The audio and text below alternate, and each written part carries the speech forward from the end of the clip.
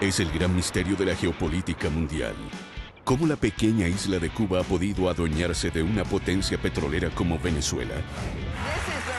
A partir de unas recetas de cocina construyó un imperio que lleva su nombre. Conversamos con Martha Stewart, magnate empresarial, estrella de la comunicación y gurú del estilo de vida. Tuve un problema legal que no tuvo nada que ver con mi compañía y aún así, porque soy como soy, fuerte, aquello no bastó para destruir lo que he logrado. ¿Quiere oír el discurso más terrorífico de la reina Isabel de Inglaterra? Ella nunca lo llegó a leer, pero nosotros se lo descubrimos en nuestras genialidades memorables. Algunas celebridades sucumben a los encantos de los dictadores más brutales del planeta. Aquí comienza Efecto Naim.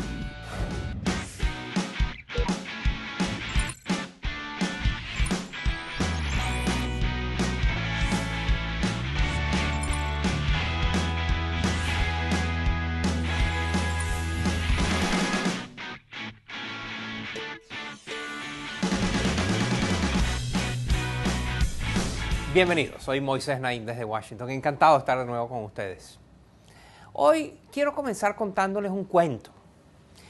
Había una vez una pequeña isla dominada por un anciano dictador. Era una isla muy pobre. A lo largo de los años, el dictador había acabado con las fábricas, con las cosechas, con la actividad económica más importante. Nadie confiaba en él. Nadie le quería prestar dinero y su pueblo padecía cada vez de más necesidades. La falta de progreso y de oportunidades abrumaba a la gente.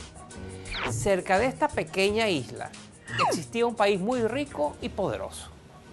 El viejo dictador, que era muy astuto, invitó a su presidente y le hizo una propuesta. Si le daba un poco de sus riquezas, le enseñaría a conservar el poder para siempre. Al presidente le gustó el trato y comenzó a mandar a la isla muy generosas ayudas. A cambio, el dictador le enviaba consejeros. Pero esos consejeros poco a poco fueron tomando las riendas del país más grande. Los asesores extranjeros se convirtieron en jefes. En vez de dar consejos, daban órdenes.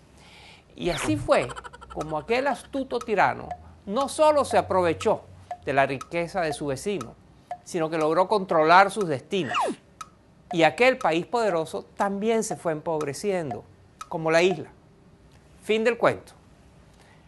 ¿Les resulta conocido este cuento? Probablemente sí. Esta es la historia de Cuba y de Venezuela. La historia de una isla en bancarrota, de 11 millones de habitantes, que ha logrado hacerse con el control de una potencia petrolera como Venezuela. Miren. El Mar Caribe aloja una de las grandes paradojas de América Latina. Muchos se preguntan cómo la pobre Cuba ha logrado tener tanto poder en la rica Venezuela. La presencia de Cuba en Venezuela... Margarita López Maya, una destacada historiadora venezolana que simpatizó con el chavismo en sus primeros años, responde a esta interrogante. Yo creo que Chávez siempre admiró a Fidel y al proyecto socialista cubano, pero en sus primeros años él pertenecía a una coalición de fuerzas que no lo dejaban manifestar exactamente sus propuestas políticas o su ideario político. Pero es en el momento en que se produce la confrontación política y que él logra vencer primero el golpe de Estado y después el paro petrolero, que él se afianza en el poder. Bueno, a nombre del pueblo bolivariano... A partir de allí, ambos países suscriben convenios de cooperación que obligan a Venezuela a enviar a la isla más de 100.000 barriles de petróleo en condiciones favorables, a otorgarle créditos blandos para reactivar proyectos como el de la refinería de Cienfuegos, hacer inversiones directas y dar subsidios encubiertos y millonarios contratos comerciales como intermediario de diversas importaciones a través de empresas conjuntas creadas en el marco de la Alternativa Bolivariana para las Américas. El subsidio en materia petrolera... El economista venezolano Ángel García Banch ha estudiado los convenios y precisa el costo de la solidaridad de la revolución bolivariana con el régimen castrista. La economía cubana creció a costa de la venezolana durante la crisis financiera global. Es una economía que recibe créditos de Venezuela a tasas del 1%, cuando Venezuela se endeuda con el resto del mundo en promedio, a juzgar por los cupones que se pagan, a una tasa del 12% anual. Estamos hablando de una economía que recibe en apoyos en total al año alrededor de unos 12.000 millones de dólares. Estamos hablando de casi alrededor de unos 3 puntos del Producto Interno Bruto en el costo de la política exterior. Yo dudo que haya país en el mundo que gaste tanto en política exterior. Miles de cubanos trabajan en la administración pública venezolana. Según cifras oficiales del 2012, hay 44.804 cubanos trabajando en la administración pública, en programas de asistencia social, de salud, deportivos, de educación, cultura, producción agrícola y la construcción. Además, gracias a contratos suscritos entre el Ministerio de Relaciones Interiores con la empresa Albet, vinculada a la Universidad de las Ciencias Informáticas de Cuba, son cubanos los que controlan el sistema de identificación de los ciudadanos, sus registros y notarías. La compañía Cuba Control codirige los puertos y supervisa las aduanas, en particular los embarques de mercancías importadas por PDVSA y otras empresas estatales. Incluso, por otros convenios públicos, están presentes en el sector petrolero y eléctrico, donde no tienen nada que aportar. La isla sabe casi todo de los venezolanos, pero estos desconocen cuántos cubanos hay exactamente en el país. El general Antonio Rivero fue un cercano colaborador de Chávez en la presidencia, pero dado de baja y acusado por ultraje a la Fuerza Armada y por revelar secretos tras denunciar la injerencia de militares cubanos en los cuarteles venezolanos. Hay en la actualidad, de acuerdo a las proyecciones que hemos realizado al 2012, unos 110.000 cubanos. Eso se deriva de las proyecciones que tenemos en cifras evaluadas hasta el 2010, en las cuales contabilizamos unos 92.700 cubanos que permanecen todo el año en el territorio nacional. Ustedes no eran, son dentistas. La organización Solidaridad Sin Fronteras confirma las cifras del gobierno. Más de 32.000 médicos cubanos operan hoy día en Venezuela. Que es un negocio completamente redondo para llenar las arcas del régimen cubano, a costa del trabajo esclavo. Hacemos los grupos. La Organización de Médicos Cubanos ha ayudado a muchos de ellos a huir. Le recogen sus pasaportes y el objetivo es claro, para que no puedan viajar entre un lado u otro, dentro del mismo país o salir del país, etc. Muchas veces también con el personal médico pues sale hacia ese país personal de inteligencia, personal de seguridad que no son médicos y que están filtrados dentro de toda esta maquinaria de lo que es la colaboración médica. El doctor Erisbel Évora se formó en la Escuela de Medicina de Villa Clara, en Cuba. Participó en varias misiones del gobierno cubano en África y en América del Sur, pero en Venezuela se sintió inseguro, maltratado y excesivamente vigilado. Un control que pasa de lo sublime a lo ridículo, porque tienes que reportarte a las 6 de la tarde, tienes que limitar los movimientos. Me imagino que lo hagan con el fin de controlar los posibles movimientos inadecuados.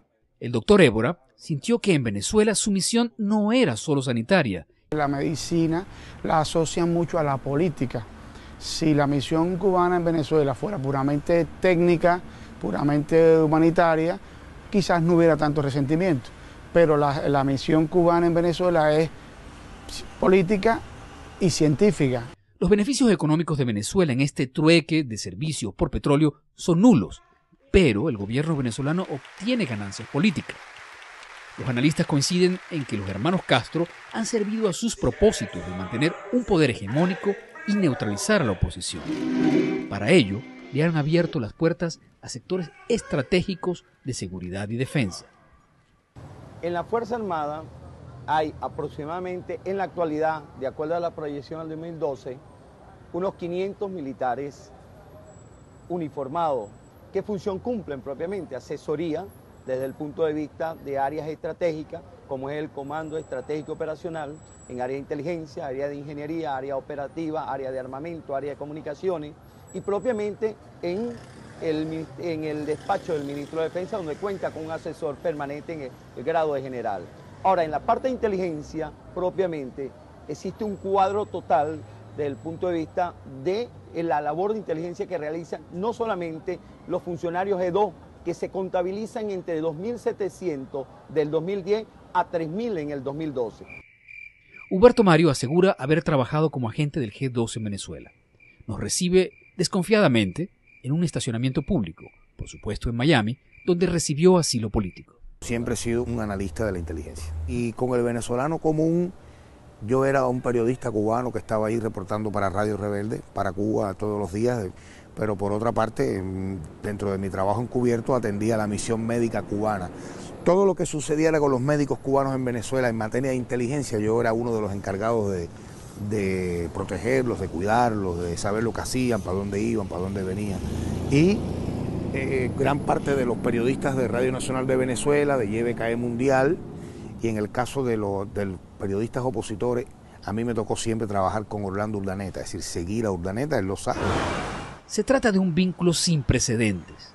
Ni siquiera en los tiempos de la Guerra Fría, Estados Unidos, que llegó a tener una oficina militar dentro del principal cuartel venezolano, en Caracas, tuvo tanta influencia como la que tiene Cuba hoy.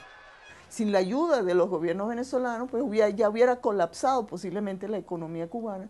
Y sin embargo, nosotros ahora en muchas políticas, aparentemente existe una situación de subordinación a políticas cubanas por la experticia que tienen el socialismo, por la admiración que tienen y por la inmensa, creo yo, desconfianza que le tienen, este gobierno le tiene a sus profesionales y a sus cuadros preparados para el ejercicio del poder en Venezuela.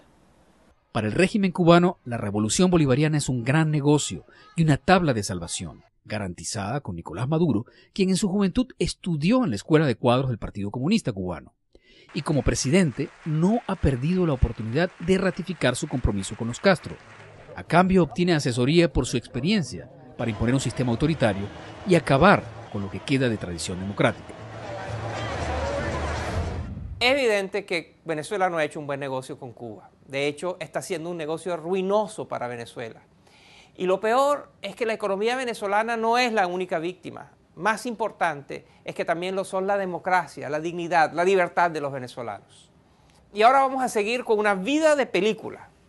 La vida de una mujer poderosísima que ha hecho de su nombre su propio imperio. Y nunca, nada, ni las experiencias más duras la han apartado del éxito.